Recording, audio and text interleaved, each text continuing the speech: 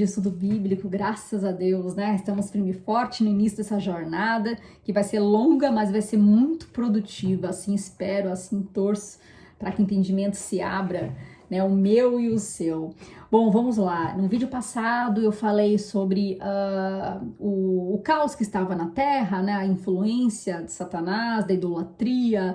Falei que o Sete foi um filho de Adão que teve destaque, Enoque também. E agora vou falar um pouquinho sobre Noé, que foi um outro justo também, que foi o bisneto de Enoque, que também teve aí um destaque pela fé.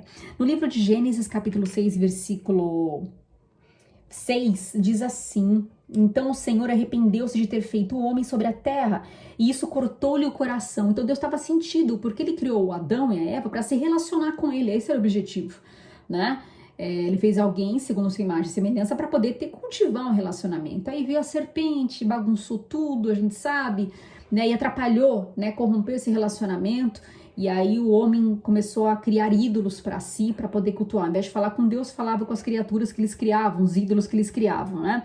Inclusive eu vou deixar um link também, tá, gente? De um vídeo muito interessante que mostra os tipos de ídolos que as pessoas cultuavam, de deuses que as pessoas cultuavam.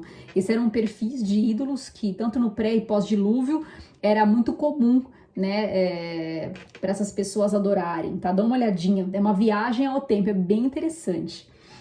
Bom, vamos lá. No versículo capítulo de Gênesis, né, capítulo 6, versículo 9, diz o seguinte: não era um homem justo, íntegro entre o povo da sua época, ele andava com Deus. Noé gerou 3 filhos, Sem, Cã e Jafé. Então ele era um homem íntegro, ele não se corrompia. No livro de Hebreus, lá no Novo Testamento, fala sobre a fé dele, destacou, diz assim, 11:7. Pela fé Noé, quando avisado a respeito de coisas que ainda não se viam, por quê? Coisas que não se viam, porque nunca tinha chovido na terra. Deus falou que ia chover, mas ele nunca tinha visto chuva. Movido por santo temor, ele não discutiu, ele obedeceu, construiu uma arca para salvar a sua família. Por meio da fé, ele condenou o mundo e tornou-se herdeiro da justiça que é segundo a fé. Então ele creu, obedeceu, não discutiu, parecia loucura, né, essa ideia de construir arca, mas ele obedeceu, levou aí 120 anos para construir a arca. Né, lembrando que na época a longevidade era muito maior do ser humano, depois Deus foi reduzindo. E aí, então, né, Deus ele decide acabar. Ao ver como a terra se corrompera, pois toda a humanidade havia corrompido a sua conduta, Deus disse a Noé, isso aí tô no capítulo 6, tá? Versículo 13 agora. Darei fim a todos os seres humanos, porque a terra encheu-se de violência por causa deles. No livro de Mateus, lá no Novo Testamento, Jesus também fala sobre isso, tá? Ele fala no capítulo 24, 37 a 39, que assim como no tempo de Noé, que as pessoas casavam-se, davam-se em casamento, era aquela bagunça toda, né? Bebiam, comiam, enfim, né? Não tava nem aí para nada, não tinha nenhum tipo de temor. Assim, e veio o dilúvio, né, de forma repentina, assim será a volta dele, né, a volta do Filho do Homem. As pessoas vão estar também nesse mesmo nível que estava antes do dilúvio, corrupção extrema, e vai vir de forma repentina. Olha só isso, gente. Deixa eu dar uma olhadinha aqui. Olha, interessante. Deus falou para ele sobre as medidas, tá? No versículo 15, Deus fala assim, faça com 135 metros, né, a arca de comprimento, 22 metros e meio de largura e 13 metros e meio de altura.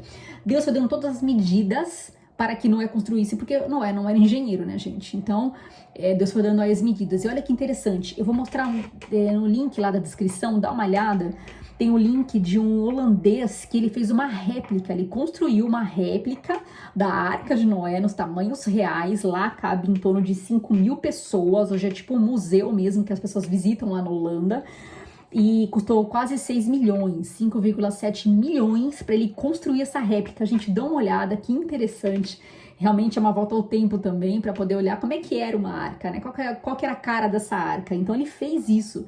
E a medida ela é tão parecida, porque segundo também estudos matemáticos, comprova que pelo menos aí uns 5.000 animais caberia dentro dessa arca. Bom, em Gênesis capítulo 7, versículo 4 e 7, diz o seguinte: daqui 7 dias farei chover sobre a terra, 40 dias e 40 noites, e farei desaparecer da face da terra todos os seres vivos que fiz. Deus falando com Noé, tá? E no versículo 10, e depois dos 7 dias, as águas do dilúvio vieram sobre a terra. Então Noé ainda ficou 7 dias com a arca parada. A gente consegue imaginar ele lá, parado esperando a chuva descer. 7 dias lá quietinho, ele, a família dele, os filhos, né, as noras e todos aqueles animais. E aí a Bíblia diz, né, aqui segundo toda a soma dos dias que é apontada na Bíblia, que Noé ficou 1 ano e 17 dias dentro da arca, ou seja, 5 meses lá, né, navegando e 7 meses parado no monte. Gente, imagina 1 ano e 17 dias, você confinado, né, de quarentena, lockdown, com esse som. Consegue imaginar? Não era um pet, eram centenas de pets. Então, que loucura, né? Realmente foi nada fácil para ele, né? Mas tudo bem. E essa história, por mais que pareça, né, tão assim, nossa, tão irreal, surreal, ela foi muito contada e muito disseminada na época por outros povos, que não eram judeus, que não criam um único Deus. Ela foi disseminada pelos povos, pelos chineses, babilônios, egípcios, gregos, chineses, enfim, gente, muitos povos contavam num tipo de dilúvio, que a terra não teve uma inundação, então naquela época eles já falavam, então foi algo que faz muito sentido que tenha acontecido. E hoje você fala assim, tá, mas onde é que essa arca foi parar? Existem pesquisas, né, que apontam que a arca ela parou no Monte Ararat, lá na Armênia, no monte, lá no alto, tá? Não sei, imagina, não sei quantos 1000 quilômetros a nível do mar, de altitude, que são 11 mil, não sei, não vou chutar aqui, tá? Mas foi descoberto por muitas pessoas, inclusive um soldado, né, ele era piloto de avião na Primeira Guerra, um oficial russo. Ele avistou restos de madeira. Então ele viu do alto e começou até mandou outros aviões para que explorassem o lugar, para que vissem, peraí, do alto eu vi lá como se fosse um resto de um barco grande, ele viu pedaços de madeira. Então hoje existe lá uma marca, veja também no link da descrição, que faz sentido e tem umas dimensões parecidas com a da Arca de Noé. Então, gente, para encerrar, tem também uma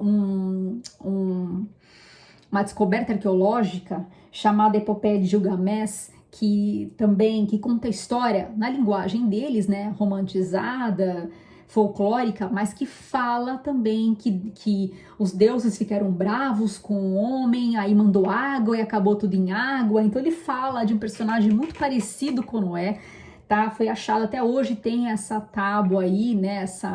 Essa pedra contando essa história, tá? Do povo sumérico ainda, os primeiros povos, que na mesma ali são gerações muito próximas, tá? Então dá uma olhadinha depois no link também para você pesquisar. Então foi uma história que foi bem difundida. E por último, para fechar essa história que eu amo, essa história é maravilhosa, que fala sobre o arco-íris, né? Por que a gente vê o arco-íris? E por que o arco-íris vem bem quando a gente tá próximo, quando chove ou faz sol? Olha só que lindo. Olha só que tremendo. Deus fala assim, ó, Gênesis capítulo 9, versículos 7 e 8 diz assim: mas vocês sejam férteis e multipliquem-se, espalhem-se pela terra e proliferem nela, né? Então Deus, da mesma ordem que deu para Adão, deu para Noé. Então, né, para a família dele, falou, ó, multipliquem, enchem a terra. Então disse Deus a Noé e a seus filhos que estavam com ele: vou estabelecer a minha aliança com vocês e com os seus futuros descendentes e com todo ser vivo que está com vocês. Aí ele fala sobre os animais e tudo mais, tá? Capítulo 11, versículo 11. Estabeleço a minha aliança com vocês. Nunca mais será ceifada nenhuma forma de vida pelas águas de um dilúvio. Nunca mais haverá dilúvio para destruir a terra. E aí prossegue. Este é o sinal da aliança que estou fazendo entre mim e vocês e com todos os seres vivos que estão com vocês para todas as gerações futuras. Ah, gente, tem a gente também. O meu arco que coloquei nas nuvens será o sinal da minha aliança com a terra. Quando eu trouxer nuvens sobre a terra e nelas aparecer o arco-íris, então me lembrarei da minha aliança com vocês e com os seres vivos de todas as espécies. Nunca mais as águas se tornarão um dilúvio para destruir toda a forma de vida. Toda vez que o arco-íris estiver nas nuvens, olharei para ele e me lembrarei da aliança eterna entre Deus e todos os seres vivos e todas as espécies que vivem na terra. Gente, coisa linda, né? Deus, ele materializa a fidelidade dele, colocando o arco-íris. Então faz muito sentido, quando chove faz sol, né? Ele remete para falar assim, não, eu não esqueci, eu não vou acabar com a terra de novo em água. Então, Falei de forma resumida, é um assunto muito extenso. Eu fiquei mais de 2 horas estudando para poder falar sobre esses 10 minutos, mas aqui não dá para ser tão extenso assim. Mas dão uma olhada nos links que eu compartilhei com vocês, que é para ajuda a agregar nos estudos, tá bom? Fique com Deus e até o próximo vídeo.